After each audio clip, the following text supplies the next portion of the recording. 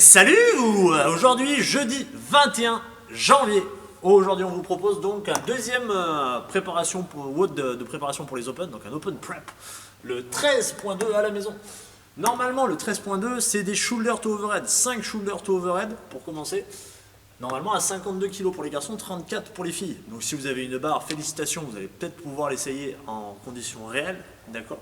Donc on a 5 shoulder to overhead si vous avez une barre, donc 52 ou 34, mais sinon on peut prendre l'option avec une dumbbell, d'accord. Les shoulder to overhead, je le rappelle, on peut ramener à deux mains notre charge à l'épaule, on libère une main, on essaie d'aller chercher soit à la force des bras en strict, soit avec une petite impulsion et le press, soit une petite impulsion et la chute, soit une petite impulsion et la fente. Si vous voulez faire une impulsion et un squat jerk, machallah, je sais qu'il y a pas mal de Chinois qui nous regardent, donc peut-être ça peut vous intéresser.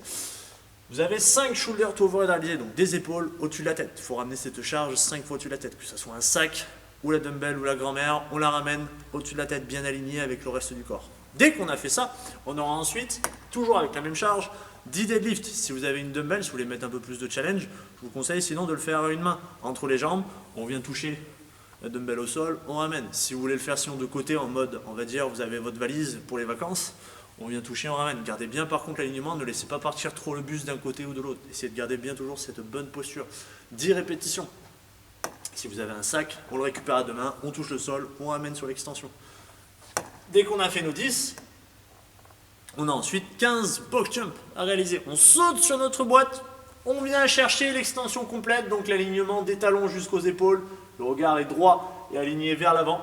Dès qu'on a fait nos 15 box jump, on reste du même côté, on ne fait pas des box jump over, on repart de nouveau sur les shoulder to overhead. Je ne l'ai pas précisé au début, mais c'est un AMRAP de 10 minutes. Donc c'est court, on peut déjà mettre une bonne intensité dès le départ. Les 10 minutes vont passer très vite. Vous avez 3 mouvements, pas forcément, on va dire, totalement liés, à part peut-être les deadlifts et les box jump qui vont vous demander pas mal de recrutement au niveau de vos jambes. Les shoulder to overhead, que ce soit à 52, 34 ou des dumbbells ou des bagues, on peut mettre une légère impulsion et monter assez vite et utiliser beaucoup plus nos bras que sur le reste de la séance. Donc là, économisez au maximum vos jambes, peut-être sur les shoulder to overhead, utilisez un peu plus ces bras, un peu plus agressifs, pour une fois qu'on vous demande d'être un peu plus bourrin sur les bras, allez-y.